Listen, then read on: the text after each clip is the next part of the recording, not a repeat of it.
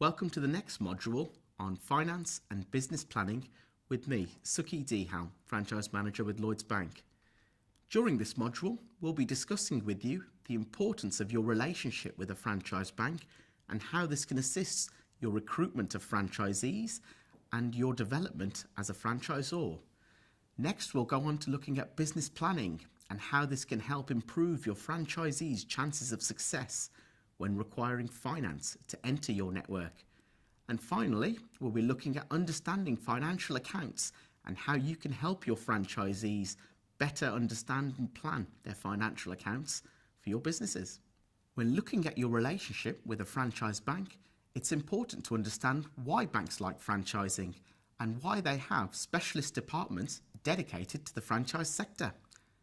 Banks take confidence that franchisees are buying into tried and tested proven business models which will improve their probabilities of success.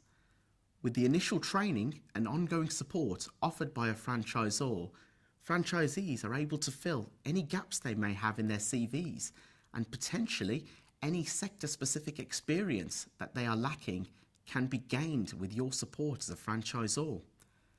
As your network grows, franchisees are able to take advantage of the economies of scale and utilise the buying power of your network. In addition to this, as your brand grows, franchisees coming on board are able to grow faster with the recognition your brand brings. Finally, when looking at the market characteristics, banks are able to take confidence in seeing that the failure rates within franchising stand markedly lower than outside an independent business at under 2%. Which is why banks want to look at supporting franchise businesses at the best possible terms. So how can banks help you as a franchisor? Firstly, banks are able to help financially for your own growth plans. This can include covering the costs of the legal costs, the franchise development costs, but also the marketing costs for recruiting franchisees. In addition to this, banks are able to assist with your marketing by confirming the package of support that you are able to offer for your franchisees and confirming that they as a bank are happy to support your network. In addition to this, banks are able to offer various products and ancillary services such as business insurance, asset finance, and also bespoke vehicle leasing options for your business, including livery and signage and racking for your business to make sure your vehicles are fit for purpose. Finally, banks can also assist with card payment services, including both online and in-store, with a variety of different terminals to help suit your needs. So how can banks help your franchisees? Firstly, by having a deeper understanding of your businesses, banks are able to provide speedy decisions on your franchisees' lending requests, which enables you to structure your training programs accordingly in a timely fashion. The packages of support that the banks provide can be tailored to support the cash flow needs of your franchisees' businesses and are available at preferential prices at ratios to suit your franchisees' needs. We are also able to help support the business as it grows with a deeper understanding of the growth cycle of your businesses and are able to provide cash flow assistance where needed in a timely fashion. When looking at larger lending, a conversation that a bank manager will have with both yourself and your franchisees will revolve around security. The level will vary from bank to bank, but for Lloyds Bank, if you are looking to lend any more than £25,000, the banks will look at the possibility of taking security, usually in the form of a charge against a property with sufficient equity. That's not to say that if you don't have property, that finance will not be available. The government provide the Enterprise Finance Guarantee Scheme for viable candidates that have their deposits, that have the right skills, but only lack security. In these instances, the government will provide a guarantee for 75% of your borrowing, but you will pay a premium of 2% on an annual basis for that guarantee. A key consideration of this product is that before it is available to you, you must utilise all of your available security and savings first. But it's a fantastic tool to enable people with all the sufficient skills to enter business when the only thing they lack is security. The next section we're going to look at is business planning and the importance of a good business plan for your franchisees. As a franchisor, it's very important for you to develop an excellent template for your franchisees to use when looking to request finance from the banks, but this shouldn't be the only reason for the business plan. The business plan should be used as an ongoing development document for yourself when discussing the performance of your franchisees, as this should be the sat-nav to success for your franchisees to ensure they are maximising every opportunity that they identify at the beginning of their life cycle as a business. It should be used to express the knowledge and passion your franchisees are bringing to the business and how they're going to maximise their territory to grow into a successful venture. It should demonstrate their commitment to your brand and to the business, and to ensure they align with your own ambitions and are going to develop accordingly how you want them to. When producing a business plan, it's important to understand how the banks are going to evaluate the plan and what methods they use. Most banks will use one of two different methods, abbreviated to either CCC Parts or Campari, both of which would have the same outcome. The first aspect of both of these methods is when analysing an individual's character. Banks want to have a look at seeing how individuals have handled finance in the past. Have they reneged on agreements? Have we got reasons to doubt their character? Without getting comfortable on this point, a bank manager would not look to progress any further through the evaluation. The second part is when looking at an individual's capital and how it has been acquired. Is it through years of work and savings, or has it simply been gifted or inherited? Both of which will give the bank an idea of the mindset of a franchisee and how much skin they would have in the game for their business. Thirdly, banks will look to evaluate an individual's capability. What they would be looking to do is analyse their CVs against your ideal franchise profiles to ensure that they can demonstrate sufficient track record in the skills that you set out as a franchisor as being necessary for your businesses. Next, when looking at the purpose of the lending, banks want to ensure that every avenue is covered and there will be sufficient capital with both a combination of lending and a franchisee's investment to allow the business to grow successfully.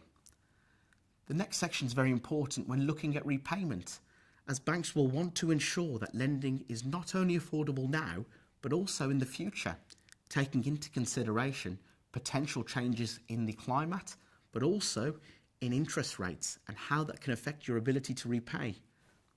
Finally, when looking at the terms and security, banks want to ensure that if we are being pledged property security, that the terms are reflective of this, and naturally a lower interest rate will be made available for customers. When looking at the content of a business plan, banks can provide you with templates to help structure your plans and ensure you're covering off all of the areas to sufficient depth. Looking at the key areas, it's important to ensure that a franchisee takes full ownership of the business plan and bespokes it to their own area, ensuring that they pay special attention to the market research and competitor analysis, ensuring that they have understood the business and how it will work in their chosen territory. The template you provide should only be used to help them structure their plan, making sure it's relevant to their business, and they should then look at presenting that back to you before approaching the banks to make sure that you are happy with it before going out and approaching bank managers for finance. An important part of the business plan is the financial projections, as bank managers will use this to ensure that there will be sufficient profits generated within a business to meet the repayments throughout the lifespan of the lending. These projections should always be based on the actual performance of your business franchisees and pilot units that you may have in operation. However, no two sets of projections should ever be the same within a network. Local factors should always be analysed and considered when producing the projections, ensuring they take into consideration the demographics, the competition, and the marketplace that a franchisee chooses to go into, which can lead to either better or worse performance being projected by a franchisee. The performance of your own existing pilot units should help give an indication of the average margins that are achieved, but the actual turnover itself will vary from territory to territory, and the methodology should clearly explain why a franchisee chooses their level of turnover for their given territory. In addition to the business plan, when looking to provide banking finance, banks will also ask for additional information to ensure that they are fully comfortable in providing the finance.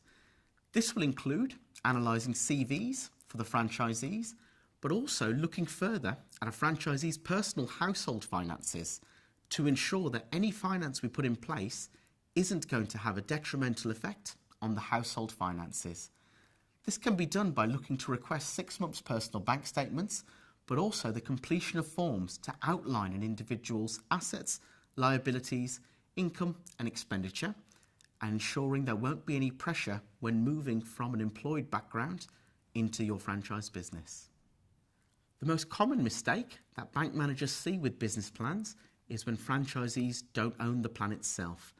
This can come to light when a bank manager sits down to discuss the plan in greater depth with a franchisee, and it becomes apparent that they don't fully understand either the operational or financial considerations that have gone into the production of the business plan. It's very important for a franchisee to fully own this process and understand the methodology and present back to you as a franchisor to ensure you can be confident in their ability to deliver this to the bank managers when they meet with them. In addition to this, another common mistake that we see in the bank is when franchisees are looking to borrow too much or draw too much out of the business in the first year. This can be very common with franchisees giving up high-paid jobs to enter into a business, and they are looking to continue drawing at the same level they've previously earned. Franchisees will need to ensure that they're only drawing enough to cover their personal outgoings and that they are concentrating, especially in the first year, to growing their business to reap the rewards later on in their journey as a franchisee. A franchise investment can be made up of a variety of items, including franchise fee, equipment costs, training costs, and working capital. These costs will vary for each franchisee, as each person or territory will have different working capital requirements even within the same franchise brand. Franchisees can choose to fund their franchise acquisition using all of their own savings or as a combination of savings and borrowing. Most banks will consider lending up to 70% of the total investment costs for established franchise brands.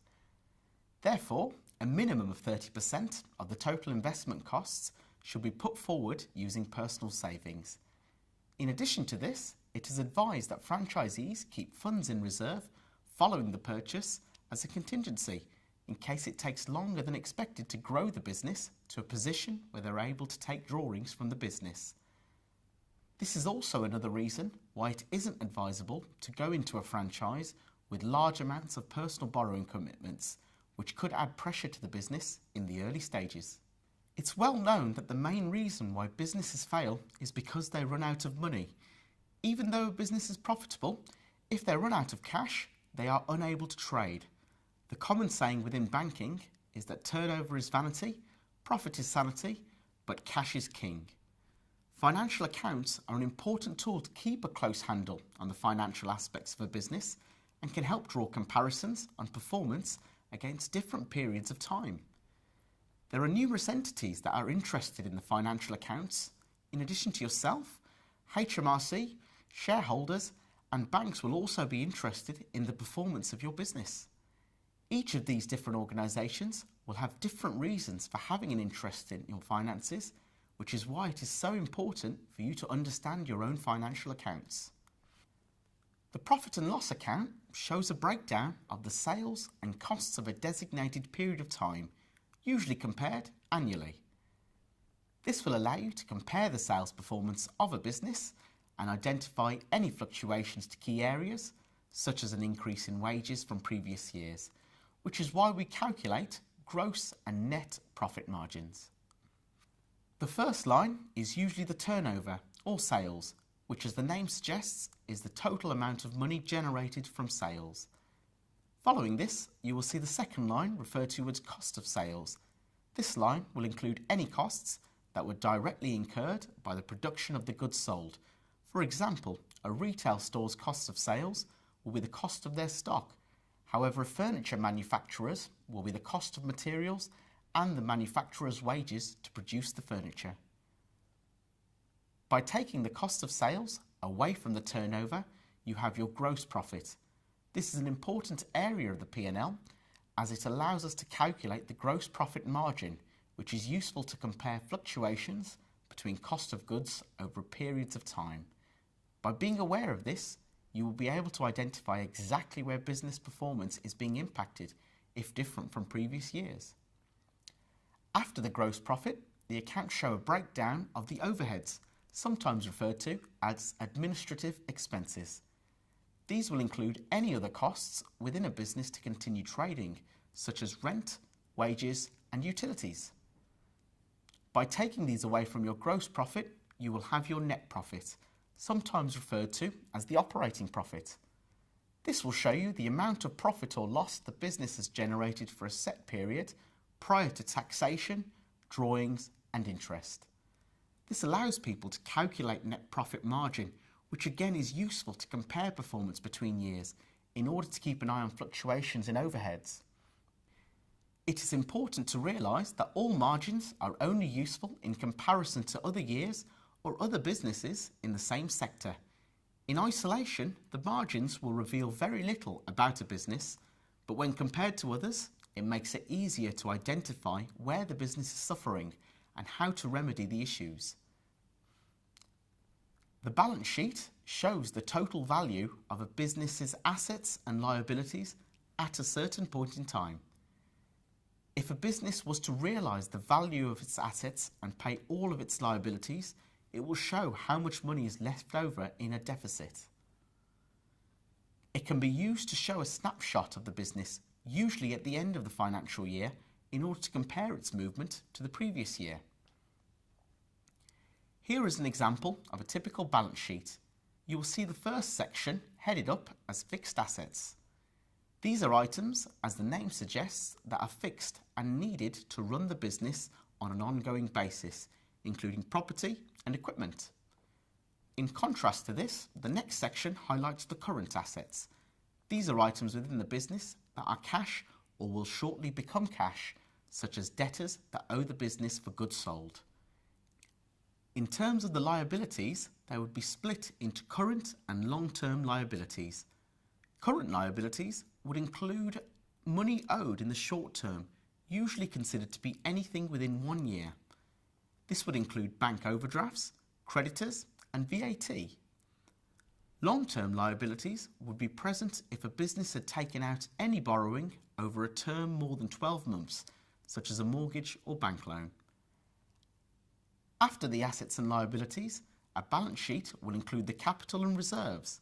The capital is the money permanently invested into the business by its owners. The reserves will include all past profits generated by the business that haven't been drawn out by the owners. All of these then culminate to produce the shareholders' funds, sometimes referred to as the net worth. This figure, in its simplest form, is an indication of how much the business would be worth or owe out of it if it were to cash in all of its assets and repay all of its borrowing at that point in time. For yourselves as franchisors, it is very important to be aware of the strength of a balance sheet, as if you were looking to secure bank funding for your franchisees or generate further funds from investors, they would both be keen to see how much the business is worth on paper before making any decisions on investing into the business. Here are some of the most commonly used ratios and KPIs within financial accounts and how they can be useful to your businesses. If on your financial accounts you see gross profit margins decreasing, it can mean that you need to do one or more of the following things. Firstly, increasing the volume of sales. Secondly, it could mean that you need to increase the prices of your items sold. Or finally, it could mean that you need to reduce the cost of sales and potentially find cheaper suppliers or negotiate better terms with the suppliers you have. If, however, you see a decrease in your net profit margin, then you will need to look closely at your overheads to see what can be reduced from them. EBITDA is a term commonly used by banks, and it's a very useful comparison tool for the profitability of a business, as it will only measure the underlying profitability, not including variables such as depreciation and amortization, which would vary between businesses. Although it might sound complicated, it is in fact a very simple calculation involving the net profit, adding back the items stated to give you the EBITDA figure for that year's profit and loss. The net worth is simply taken from the balance sheet by adding together the capital and reserves. This gives you the net worth of the business at that specific point in time. The figures below have been calculated from the example profit and loss provided. A cash flow forecast tool is a useful tool when planning the finances of a business. They are commonly used at the startup point of a business to map out the total incomings and outgoings within a bank account on a monthly basis to map out whether business could be expected to meet pressure points. It's normally done in franchising by looking at the actual performance of historical franchisees or pilot businesses to give an expectation of the level of income a business expects to achieve each month. It's very useful for franchisees to be able to plan ahead. If they are expecting to meet financial pinch points at a point in time, they can look to gain additional bank funding to prevent any issues, or even to negotiate better terms with debtors and creditors in order to meet their commitments. This is different to a profit and loss, as the cash flow forecast will include everything, such as drawings and initial investments into the business to give an accurate projection into how a bank account is expected to operate. Firstly, it is very important to know that no two franchisees will have the same time frame to realise a return on their investment. This is due to the vast number of variables, including the amount of borrowing taken to set up the business, the amount of personal capital injected into the business, and the time it could take for the business to reach break-even.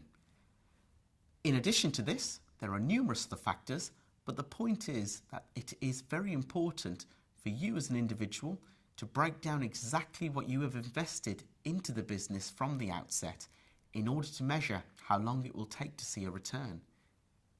In addition to this, you will need to understand what are you looking to get from your business, whether it be to achieve financial stability or to grow to its peak to realise your investment upon sale. Franchise businesses can be sold on following the successful development and growth of the business to the benefit of you as a selling franchisee. The business will have its own goodwill value, which you are able to add onto your proposed sale price when you come to exit the business. Therefore, it's very important to plan from the outset what your expectations are for the business in order to make sure you fully realise your investment to its fullest potential. This can be done by working very closely with your accountant to make them aware when you will be looking to sell your business in order for your financial accounts to fully display the strength when it comes to selling. The break-even sales figure is when the business has achieved enough sales to meet its overheads without generating any profit. No business should begin operating without knowing this figure, as it's an important tool to measure when a business is viable or not. There is a simple tool used in business planning to calculate the point of break-even, which is completed by dividing the total overheads by the gross profit margin. This will give you the amount of sales needed to be generated in order to meet the overhead commitments. To give an example, I've shown the working out of the simple break-even for the business financials shown earlier. They show that the business would have had to turn over at the very least £631,451 in order to meet its overheads. Many thanks for taking the time to complete this module, and I hope you found it useful, and I wish you every success for your franchise development plans moving forwards.